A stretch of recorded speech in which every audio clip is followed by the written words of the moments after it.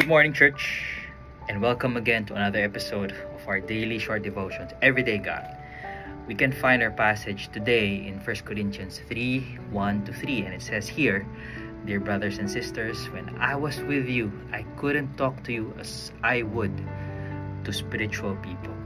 I had to talk as though you belonged to this world, or as though you were infants in Christ.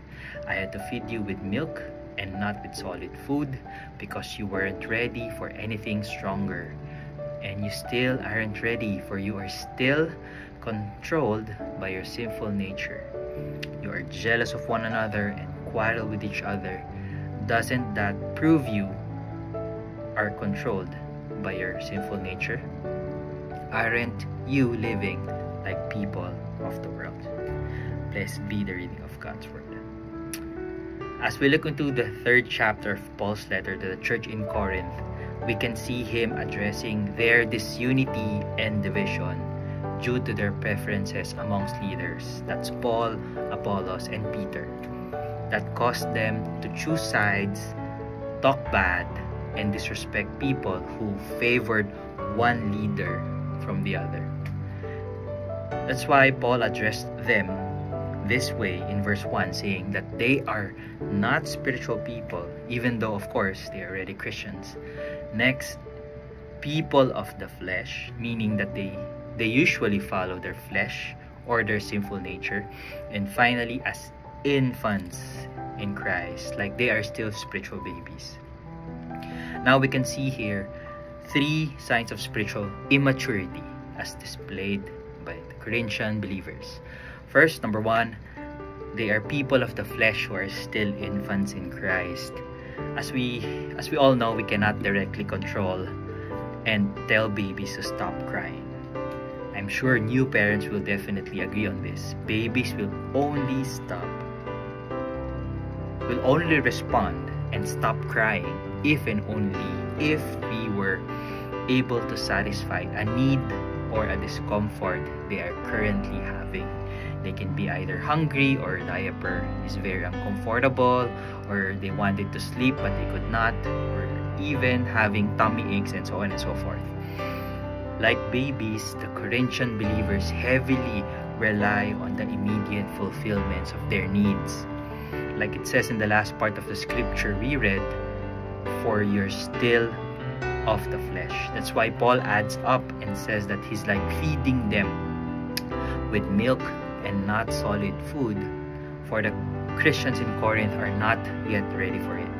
And up until now, like months or even years later, they are still not ready and continuously being controlled by their sinful nature. So second, they cause division, jealousy, and strife. If we continue to read the book of Corinthians, we can see one of the things that Paul is actually addressing is about the issue of immorality. Not only it's going on outside the church, but unfortunately division and disunity happens a lot within the believers themselves. There's a lot of jealousy and quarreling between believers, and they even come to a point of filing lawsuit against each other. I can just imagine Paul being so concerned at this point that why do you have to come to a point of filing lawsuits against your fellow believers? Can it be we just let the Holy Spirit lead us both as spiritual mature people, and not to go to the levels of the law that made by man, but by the Spirit that guides and lives within us? And lastly, they focus on people such as human leaders. People are divided and focus upon their preferences of leaders.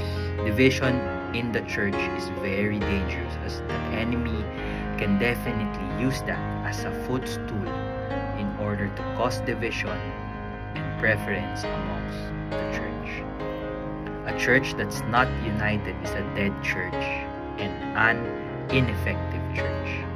If people already focus on the actual leaders and not on Christ alone, then that's a big red sign of being spiritually immature.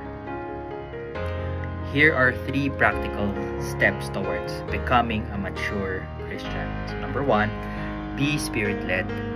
Just like what Paul is stressing in our scripture, that the believers in Corinth are not spiritual people, that they are still being controlled by their flesh, their sinful nature.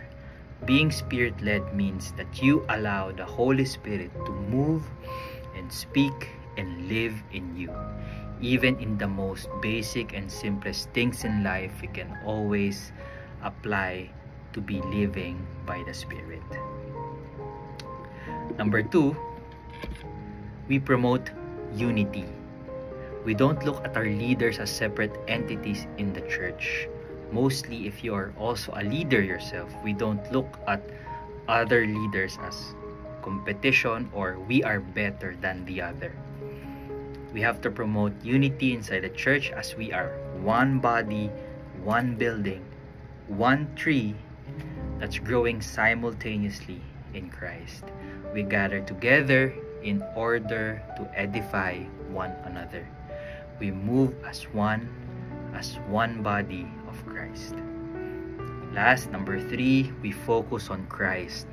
We do not put our faith towards our human leaders, but only and only to Christ alone.